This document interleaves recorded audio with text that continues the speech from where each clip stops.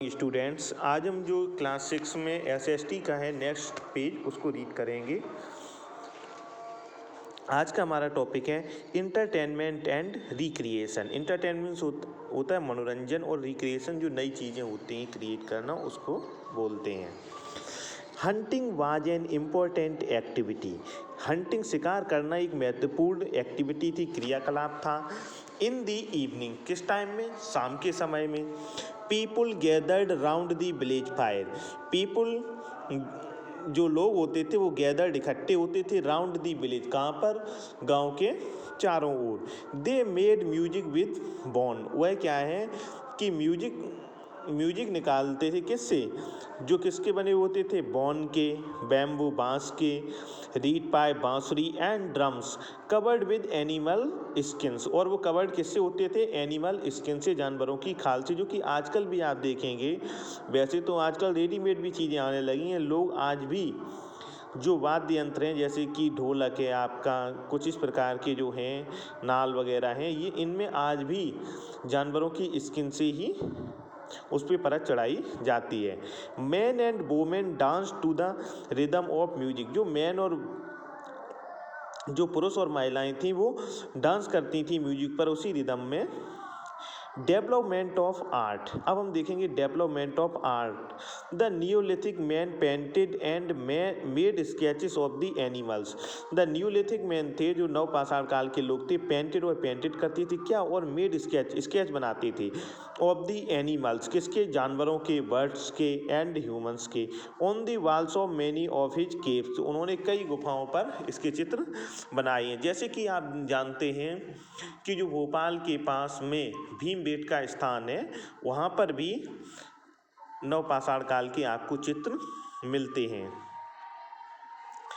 He also decorated his utensils by the carving crude designs on them. He also और क्या decorated करती थी? बर्तनों को। Carving crude designs on them, और उन पर जो कार्विंग क्रूड डिजाइन थी उसके माध्यम से।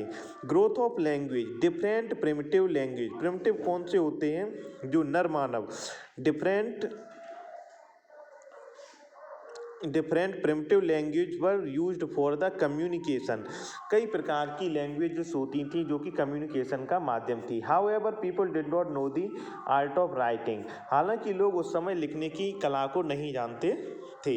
Hence there are no written records of the life of that age. हालांकि उस समय के किसी भी ऐसा कोई रिकॉर्ड नहीं मिला है जो लिखा हुआ हो। Next, discovery of metals. Discovery of metals में देखेंगे कि मेटल की खोज कैसे हुई। Towards the end of stone age. जैसे कि स्टोन एज का अंत होता है about 4000 BC, man began to use metal and stone of making tools. उसी समय जो मैन था उसने किसका यूज शुरू कर दिया? मेटल का एंड स्टोन और पत्थर का मेकिंग टूल्स, किसमें? टूल्स बनाने में। Hence the period is known as Chalcolithic.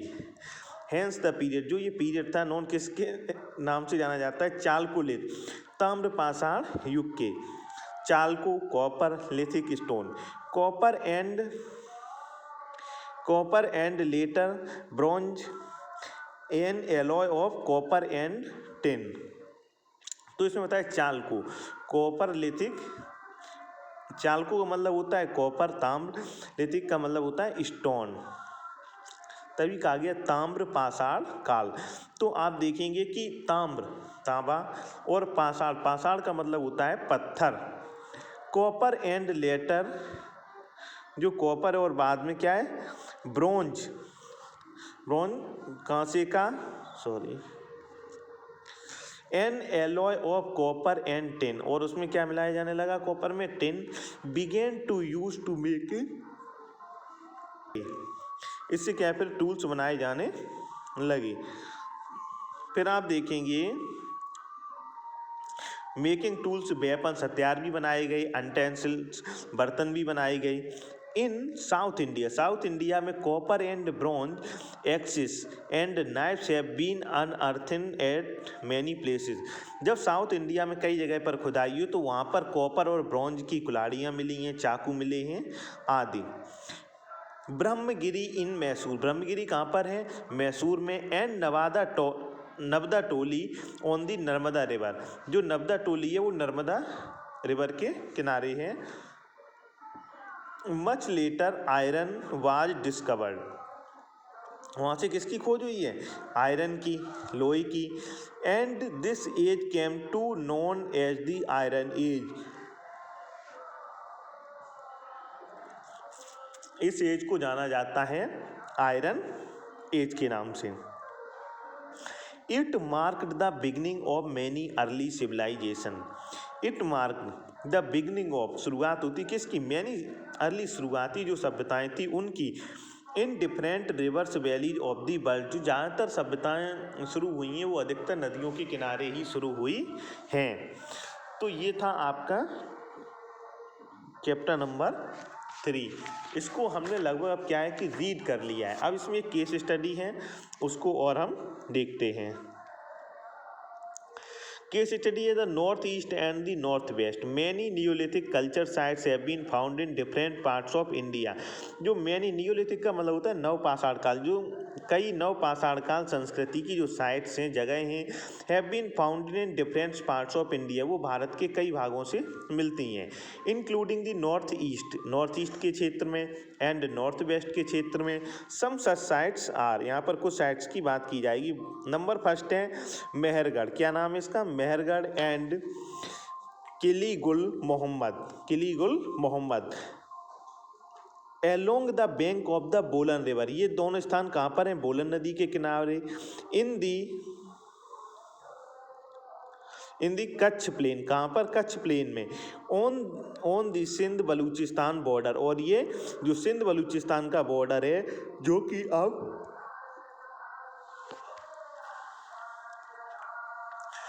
अब कहाँ पर है? पाकिस्तान में, जो अब है पाकिस्तान में। नेक्स्ट देखते हैं इसमें सरायखोला एंड चली गई इन वेस्ट पंजाब में, नाउ इन पाकिस्तान, जो कि अब पाकिस्तान में है। बुरजहोम इन कश्मीर, बुरजहोम कहाँ पर है? कश्मीर में। कोल्डिबा इन दी बेलन वैली, जो कोल्डिबा है वह कहाँ पर है? बेलन घाटी में, उत्तर प्रदेश में, जो कि आपका जो मिर्ज़ापुर का क्षेत्र है उस तरफ पड़ता है, ये इलाहाबाद के आसपास का। सरतरू इन असम, दाऊजले हार्डिंग इन असम, ये कुछ प्लेस असम में आपको मिले हैं, कुछ आपको उत्तर प्रदेश की बेलन नदी के किनारे मिले हैं, कुछ आपको कश्मीर में मिले हैं, कुछ आपको जो आपका सिंध का क्षेत्र है उसमें मिले हैं। इसके आगे का हम देखते हैं मेहरगढ़ इन बलूचिस्तान, मेहरगढ़ कहाँ पर है? बलूचिस्तान में। Now in Pakistan. Was the first sight of discovered, जो मेहरगढ़ है वो पहली बलूचिस्तान में साइट है जो खोजी गई थी। This settlement dates back to around 7000 BC, जो ये कितने साल पुरानी है? लगभग 7000 BC।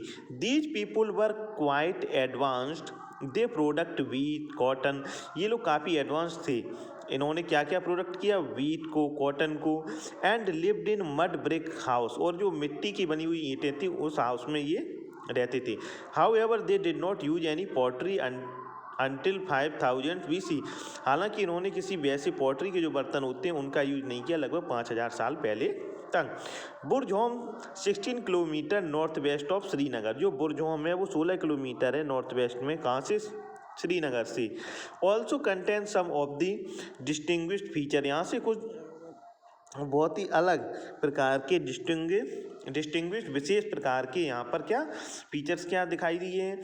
Of the Neolithic culture, नवपाषाण काल के। Dwelling pits a variety of stone tools, और कई प्रकार की स्टोन टूल्स की। ड्वेलिंग पिट्स का मतलब होता है निवास स्थान, वो वेपन्स एंड क्ले पॉटरी, और इनको कुछ वेपन्स मिले हैं, इसके अलावा इनको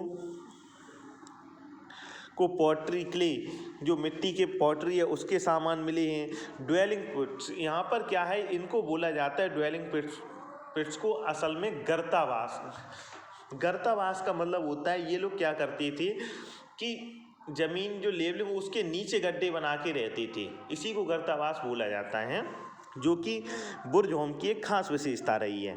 but microlith small stone implements, microlith उस स्टेज को कहा जाता है, ये कई एग्जामों में पूछा हुआ है कि जो सब छोटे पत्थरों का यूज होता है वो कब होता है, माइक्रोलिथ्स में।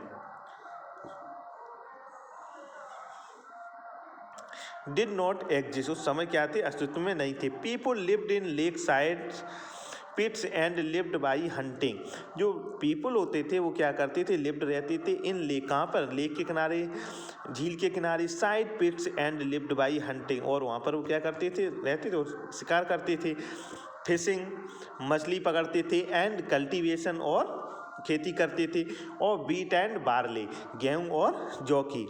They used weapons made of bones, जो उनके वेपन्स होते थे वो किसके बने होते थे, बोन्स के। बिसाइड्स पॉलिश्ड स्टोन टूल्स, और उनके जो स्टोन पर कैसे थे, besides polished. They buried the pet dog, जो उनका पालतू डॉग होता था, along side the master grave, जहाँ पर एक व्यक्ति की कब्र मिली है उसी के साथ उसके पालतू कुत्ते की भी कब्र मिली है। ये practice not found elsewhere in India, ऐसी और कहीं पर आपको नहीं दिखाई देता है भारत में। The site belongs to 2500 BC, 2500 BC के आसपास ये साइट्स हैं।